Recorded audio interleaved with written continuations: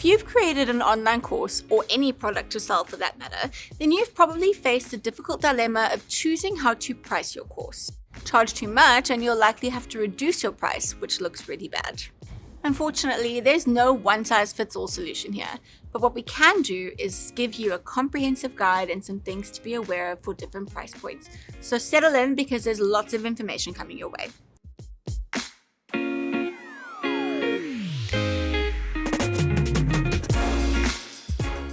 Welcome back to our online course series where we teach you everything you need to know about building a successful online course.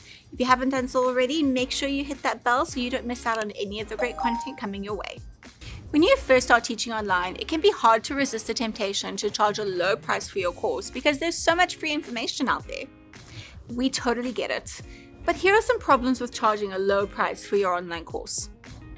Number 1, it limits your marketing options. You can't afford to advertise your course.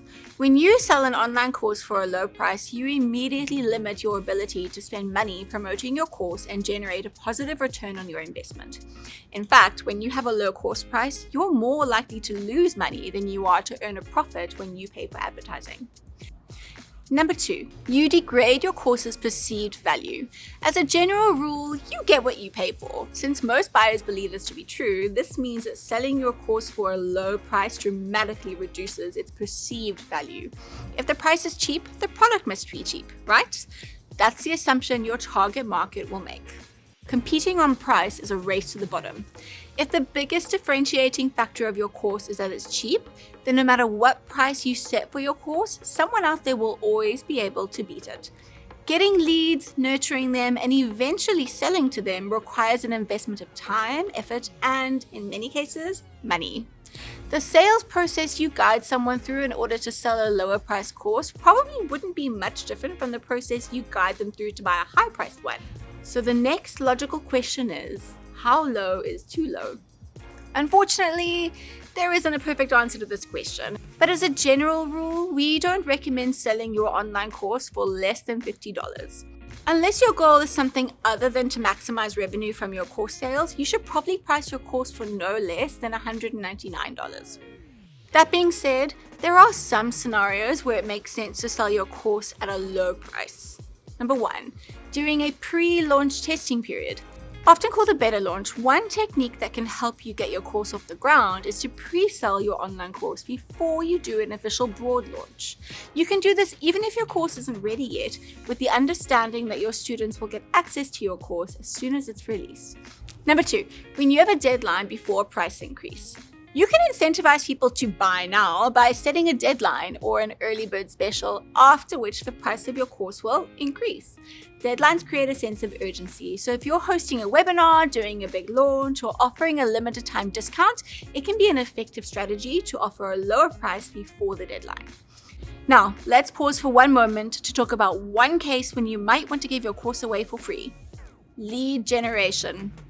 Many online course creators offer free courses as bonuses in order to generate leads for their paid products. For example, you might create a mini course that you give away for free, at the end of which you invite students to purchase your paid course, which offers more in-depth training on the same topic. Okay, we've covered highs and lows. Now let's talk about some guidelines to consider when choosing a price.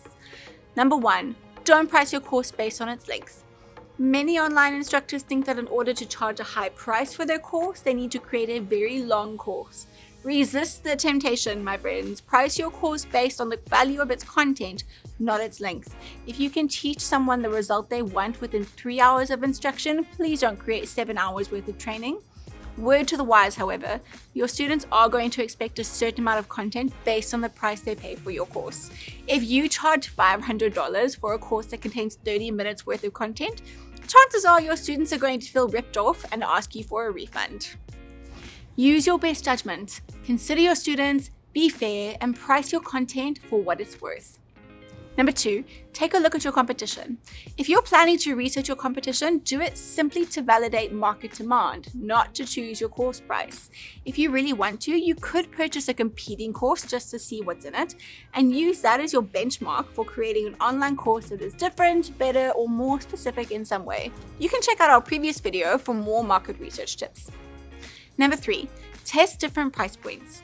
This takes time to do, but it can be a great way to determine the optimal price for your course. This is exactly what our CEO and founder Greg Smith did when he first launched his LSAT course.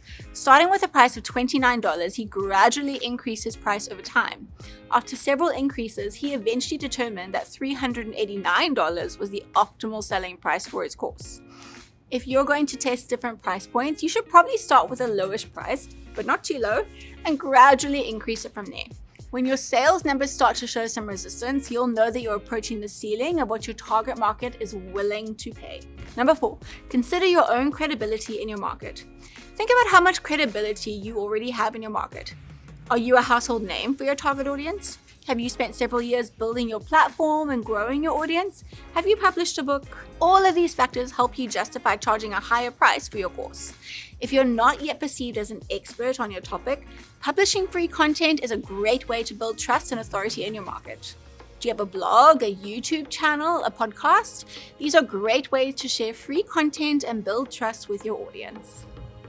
Number 5, what is the opportunity cost of your customer if they don't take your course? If not by taking your course, how else would someone learn to achieve the outcome that you promise? How much time and money would it cost them to learn it on their own? These options are probably more expensive and time-consuming, and that is great news for you. It means your course can be perceived as a bargain when compared to the more expensive options. Phew, you made it to the end. If this video was helpful, don't forget to subscribe for more awesome tips coming your way. Leave us a comment down below if you have any questions, and we'll see you next time.